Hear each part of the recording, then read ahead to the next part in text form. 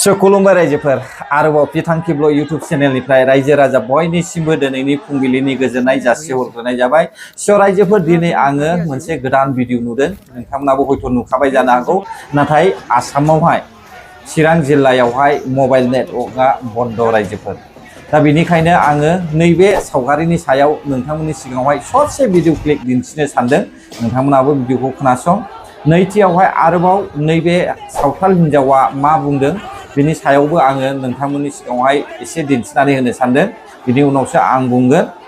आरोबाव जोङो लोगोसे जोबनायाव दावराव देख्रेब बिथांमोननि बुंनायनि सायाव जोङो सावरायगोन रायजोफोर।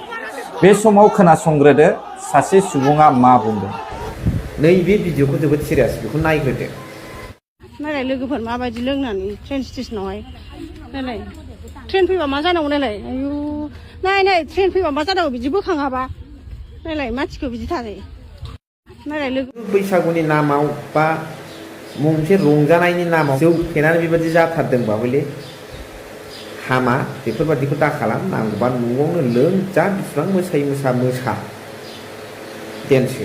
नाथाय बेबादि फेनानै गावखौ हुस गैलायलायै ट्रेन साइडसिङाव बिदि उन्दुनाया लाइफजों गेलेनाय जायो। बे रिक्स बुस्थु।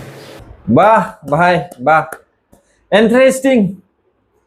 नोंसोरनिनो सरखार, दा नोंसोर बेखौनो लुबैखानानैनो नोंसोरो बिपिएफ पार्टिखौहाय सापर्ट खालामदों आरो बनसुनावहाय थांनानैहाय माला गाननानैहाय ससियेल मिडियायावहाय गसंनानैहाय लेक्सार होदों नोङो। दा बेखौनो लुबैखादों माथो नोंसोरलाय। बहाथो नोंसिनि सरखारावलाय माथो लामा सामा गोग्लैनायखौबो बन्द खालामनो हाया, लोंख्रुब जाख्रुब खालामनायखौबो बन्द खालामनो हाया, जौ जुवा दाय सोनायखौबो बन्द खालामनो हाया। माबायदिथो जाखो नोंथांमोनालाय? हा, नोंबोथ' बनसुनि ना, नंगौना नङा रायजोफोर? ना आं नंखाय बुंदों नामा? नैबे बिथाङा बनसुनि नङा होनलाय? बिथाङा बनसुआव थानानै बिपिएफ पार्टिनि माला गाननानै रायजो राजाफोरनोहाय नंखाय बाथ्रा फोसावनानै होग्रा सासे व्यक्ति बियो। मिथिबाय दा रायजोफोर? सिगां बिथाङा ससियेल मिडियायाव इउटुबाव भिडिअ बानायलाबायोमोन, जानला मोनला खर' गाज्रिफोर बायदि बाथ्रा बुङोमोन। नाथाय दिनैबो जोङो नुनो मोनदों बेबायदि खर' गाज्रि मानसिनि खोथाखौहाय खोनासंनानै जेबो लाब गैया। दा नोंथांमोना नुदों दा गोग्लैसोलाबायनानै थानाय। बेखौ बन्द खालामनो थाखायनो इउपिपिएल पार्टिया सरखार दादोंमोन। नाथाय जोंनि बर' रायजो राजाफ्रा बेबायदि लोंनो जानो लामा सामा रेल ट्रेकफ्रावहाय गोग्लैसोनानै थानो मोनैनि, जौ जुवा दाइस गेलेनो मोनैनि बिपिएफ पार्टिखौहाय लाबोफिनदों, इउपिपिएलखौ फेजेनदों। नंखाय नामा रायजोफोर? ना नोंथांमोना मा बुंनो सानो? कमेन्टआव फोरमायहर। नायगोन आङो सोर माबायदि कमेन्ट होयो। नैथियाव खोनासंदो सावथाल हिन्जावा मा बुंदों। যে বড় মানুষগুলা বহিছে বলে আমরা ভাবিছে আদিবাসী গিলাম বহিম, একাৰণে আমরাও গেছো। বড় মানুষগুলা তো একো কোৱা নাই। ইমান ডাঙৰ ডাঙৰ তামোল বাগান বনাইছে। ডাঙৰ মাটিৰ পাট্টা পোৱা নাই? পোৱা নাই। মাটিৰ পাট্টা গিলাম তো পোৱা নাই, একো নাই। মাটি নাই বোলে ক'ত থাকিম? ক'ত? আদিবাসী গিলা আছে, নেপালী গিলা আছে। বড় গিলা তো ডাঙৰ ডাঙৰ ঘৰ দুৱাৰ বনাইছে, বাগান বনাইছে, তামোল বাগান। এইগিলান কিয় নাখেদায়? এইগিলান খেদাইলে আদিবাসী গিলান না থাকিব। এইগিলান কিয় নাখেদায়? এতে আদিবাসী গিলান থাকিছে, কিয় এইগিলান খেদাব লাগে? এই বড় মানুহগুলা আনা না, মানে সব আদিবাসী নেপালী গিলা আনি আছে। এইটো ভালে কথা কৈছো দে, এৰিয়া দিবি। এখন এৰিয়া না দে। এই কোৱাতে মানে মাইকী মানুহগুলা বহুত মাৰ খাইছো। মাৰ খাই মানে ছাৱা ছোট গিলানো মাৰিছে। রায়পুর দেওশ্রী অঞ্চলের পৰা আমাৰ রণিকতা ফরেস্টারে খুব বেয়াকে করা হয়েছে।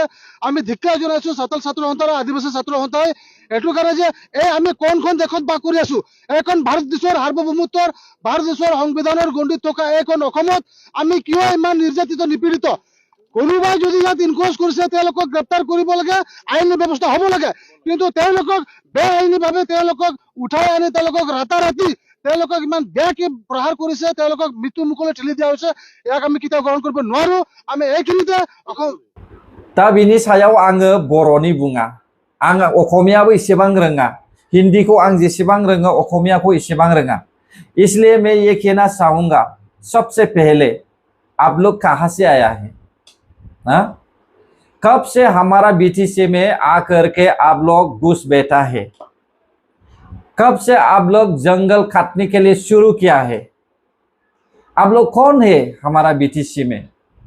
अगर आप लोग हमारा बीटीसी में बीटीसी एकॉर्ड होने से पहले आया तो आप लोग को रहने का अधिकार है, लेकिन बीटीसी एकॉर्ड होने के बाद में अगर आप लोग यहाँ पे जमीन कब्जा करने के लिए आया है तो आप लोग को भागना भी जरूरी है कि नहीं दोस्तों?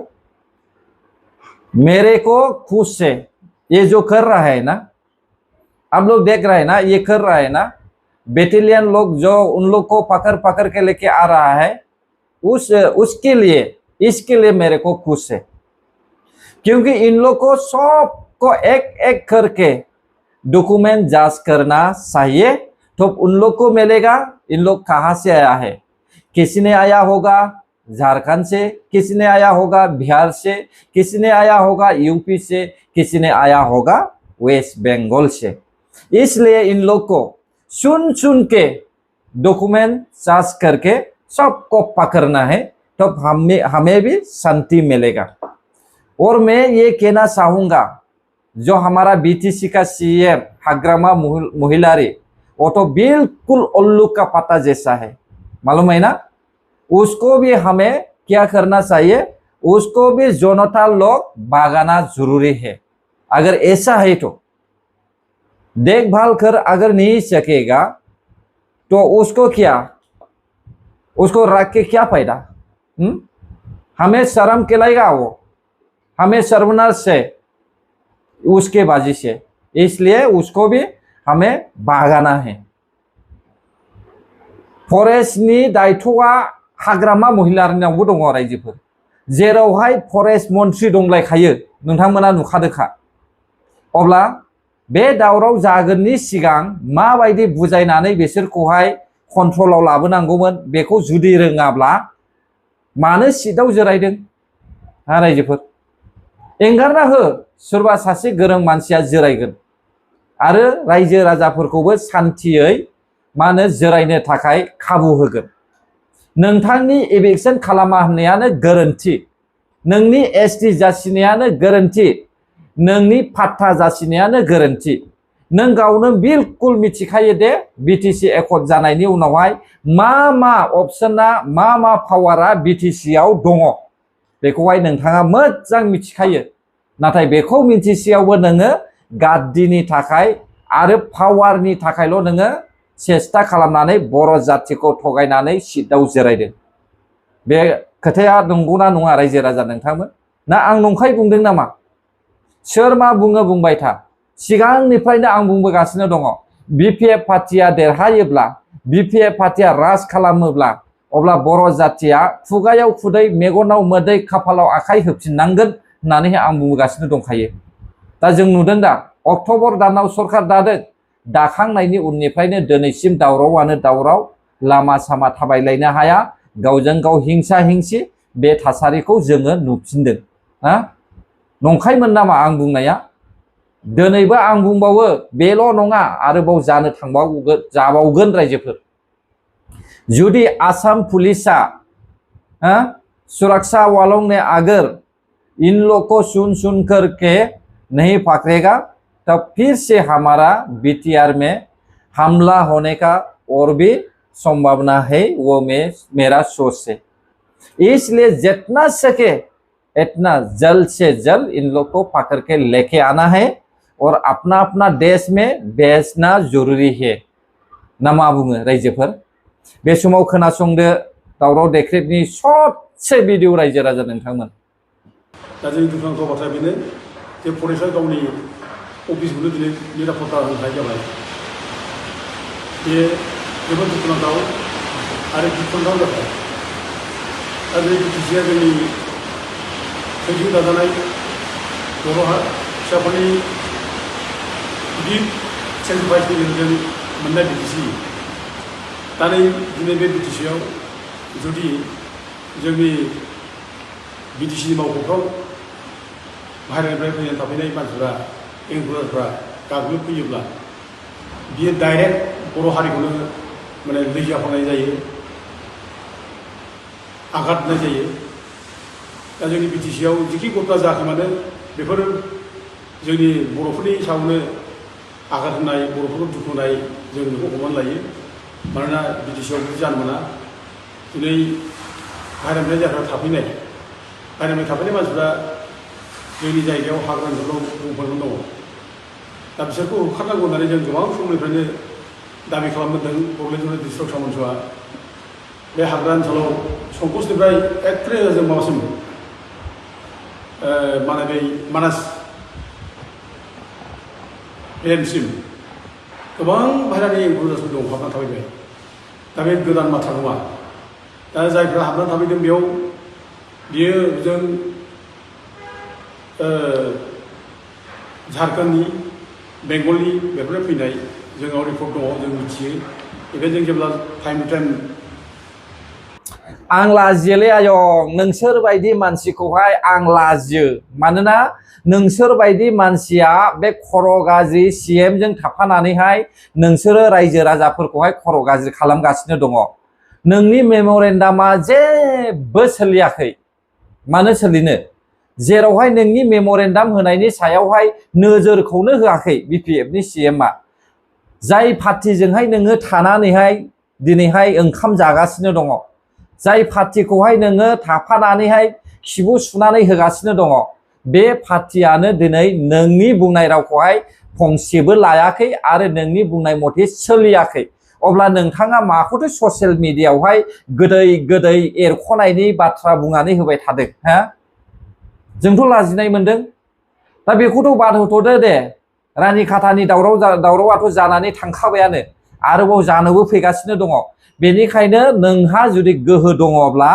बर' रायजो राजाफोरखौहाय लानानै माब्रै इलिगेल दखल खालामनानै थानायफोरखौहाय एरख'नो हागोन बेखौ नोङो बोसोन हो आरो सरखारजोंहाय थाफानानै खामानि माव अब्लासो जों गोजोनगोन आरो मोनसे बाथ्राखौ खोनासंबाव दावराव देख्रेब आयं आरो ट्राइबेल सुरक्षा मन्चनि रायजो राजा नोंथांमोन नटिस फैखांनायनि उनावबो 3 लाखनिबो बारा सुबुंफोरखौहाय एरख'नो हायैया बेसेबां दुखुनांथाव जोंथ' बयबो मिथिगौ आंथ' गोसोआव दङ दाबो 54,798 4 काटा 9 लेसा हाखौहाय आवग्रिनानै थानाय बै हायावहाय जे 2 लाख 3 लाख सुबुङा जे जमा जानानै दङ बेखौहायथ' एरख'नो हाया मानो हायाखिसै बेथ' नटिस फैखानायसो आसाम सरखारनि आरो दिनै हाग्रामा महिलारि बिथाङा मानो बुंखो आंनियाव पावार गैया थांनाय काउन्सिल इलेक्शननि रिजाल्ट मोनखांनायनि उनावहाय आसामनि डक्टर हेमन्त बिश्व शर्मा सारा BPFनि CMखौ मा बुंनायमोन हा गासैबो दायथ' BTCनि हा हुनि गासैबो दायथ'खौनो हाग्रामा महिलारिनो हगारना होबाय बुंदोंना बुङाखैमोन हा रायजोफोर आं गनायबाय दे पुलिस पावारा गैया ना DC पावारा गैया दा बे DC पावार गैयैनि थाखायनो DC पावार लाबोनो थाखाय 16टा डिपार्टमेन्ट लाबोफिनलायनाय जोङो नुदोंमोन दा माथो मावनो हाखो हा रायजोफोर दिनैलाय माथो खोनाखो जोंलाय BPFनि CMनिफ्राय जोंथ' लाजिनायसो मोनबाय दिनैहाय बर' जातिखौहाय बदनामसो खालामबाय बियो मिथिबायना आरे मावनो हायाब्ला हगारनानै होब्रा सोरबा सासे मोजां लिडारखौ नायनानै हगारनानै हो मा लोंनाय जानायनिल' पारमिसन थानाय बेलाय हा रायजो राजा नोंथांमोन बेनो नामा पावारा BPF पार्टिनि 16टा पावारा